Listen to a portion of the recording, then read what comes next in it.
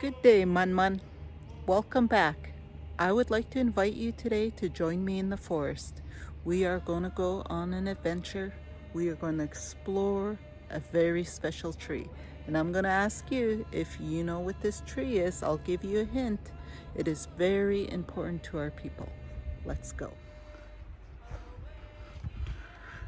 So, as we head into the forest, we're coming across some very beautiful green branches.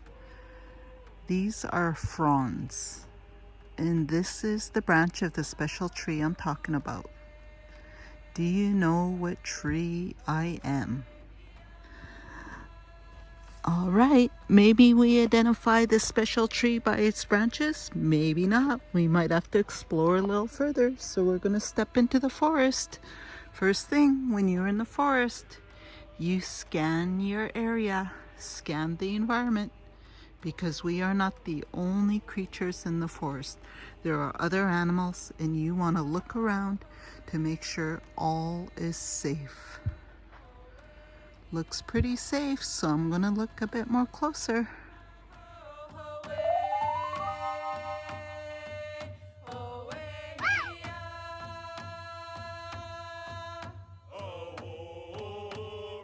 Back to our mystery of the special tree. First of all, I would like to show you my base. Down below, I have roots, and those roots were used to make baskets.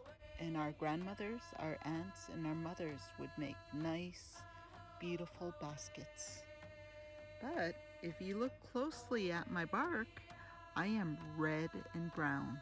And as I get older, I will get very large and tall, and my bark will start to turn gray.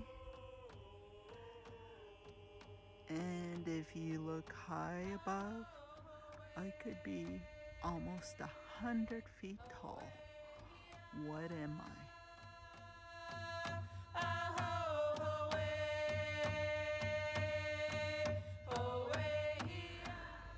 So, I think you might have guessed what this special tree is. Yes, you're right, the cedar tree.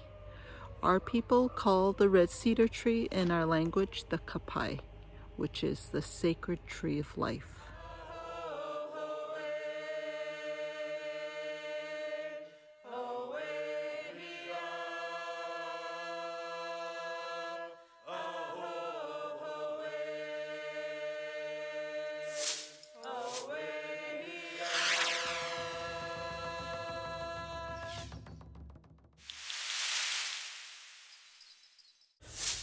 Hoth to squile, my friend. Today we are going to go on a journey. We are going to travel from Quamalston to Chaquasp.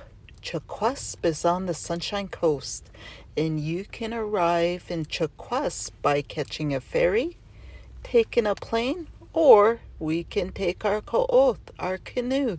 Let's go.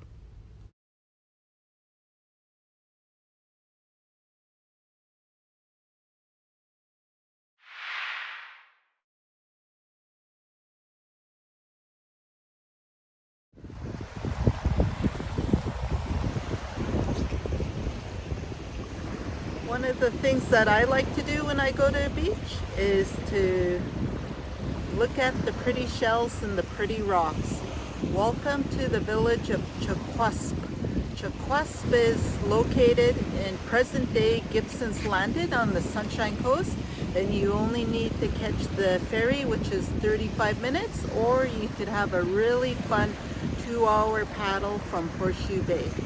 Chaquasp has been the village of the Squamish people forever, like we're talking thousands of years, even 10,000 years and more.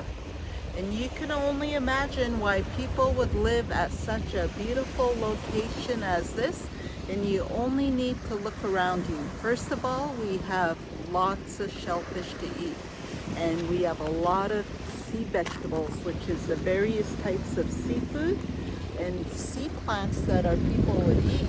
But if you were to look out the point here, what you would see is a channel and amazing fishing grounds. So out towards Salmon Rock there, they say that there is a pink salmon run that comes into these waters every 2 years. But if you're look at the larger landform there, Knob Hill was a lookout point for the village that existed here. And the watchman could stand on the top of that hill and look up and down the coastline to see who was traveling in our waters. Chakusk was such an amazing area. It was what you would consider central to the Squamish people's territory. If a person wanted to travel up north to see their relatives in Stakaya, Roberts Creek, they could, or even travel further up to visit the Sechelt and Sechelt, or the other relatives in Paul River, the Tla'amin.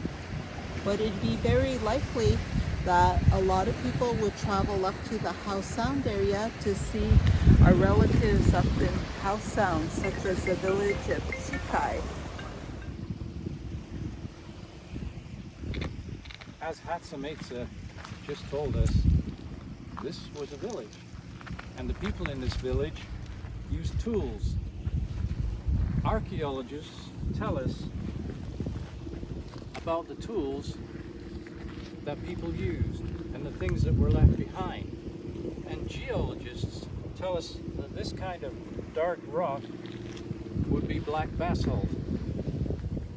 And somehow, with great skill and great knowledge passed down from generation and generation, people learned how to shape stones, shape them and make them into weights for nets, to make them into anchors for canoes, to make them into scrapers, to make them into projectile points, to make them into little tiny arrows for bird points. This was a tremendous skill, and I have the deepest admiration for people who could do this. I had to go to the store and buy a knife with money.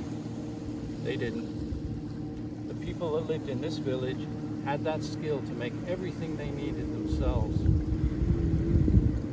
When you find things like this on a beach, students, you must always leave them here where you found them. And we're going to carefully put each one of these stones back where we found them, because we need to respect the work that people did and the great skill that they had.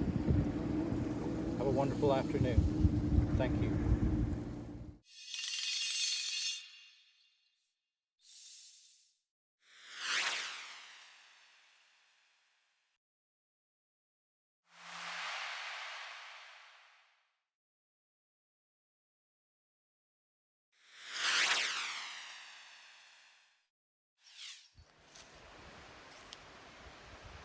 So we've talked a lot about the cedar tree, the kapai, our tree of life, and I just wanted to share our story. It's a Squamish story.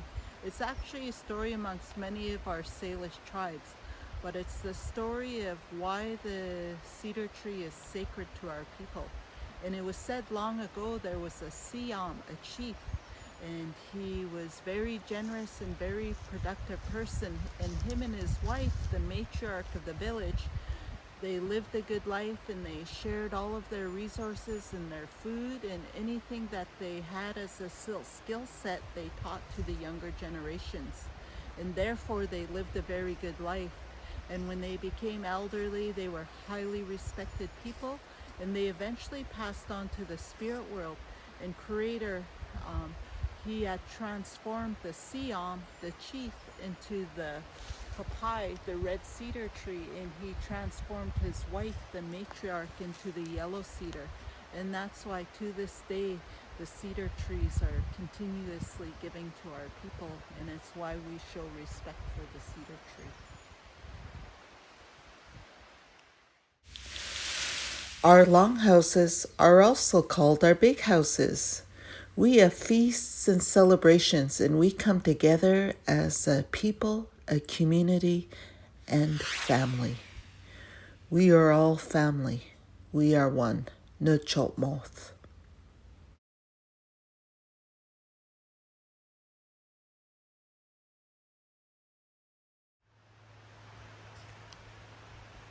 So I'm back at the kapai, the red cedar tree, because the red cedar tree, our tree of life, just has so much to offer our people and literally provided for our people from cradle to grave.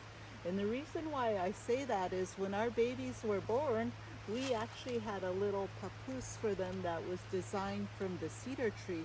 And when we lived our good lives and hopefully to elderhood, when we passed on from this physical world and went to the spirit world, our loved ones would put our remains, our body, into a cedar box, which was referred to as a mortuary box. But I'd like to focus a little bit more on the living and to examine this beautiful tree and share how we were able to harvest our building materials from the cedar tree and keep it living. And how we did that was what you refer to as a selective harvest.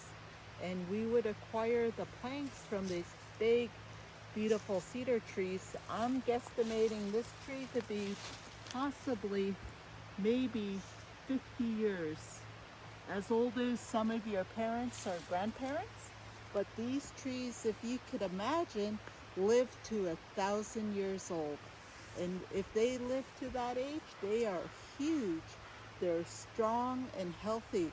And that's what allowed us to take entire planks, which are big boards, by making an incision on the bottom, going to the top and making another cut approximately 12 feet high, however high you need it, and using wedges from the hard maple or yew wood tree and wedging out a plank. And with the trees being so large and healthy, you could possibly take 2 planks or even 3 planks, and those planks would be used for our houses. More specifically, our longhouses. And our longhouses that were utilized in the winter time, sometimes referred to as our big house, were our big communal homes. And we would use smaller houses for our spring and summer homes, because our spring and summer homes were our harvest villages. But in the winter time, when all of our families migrated to Comalston, Stanley Park, here in Gibsons, we would potlatch for the winter. We'd invite our friends and our neighbors from the other tribes, and we would host them, throw big feasts, and have big gatherings and celebrations. And that's why the longhouse is so important to our people today, where we have our weddings, our celebrations, and our longhouse winter dancing.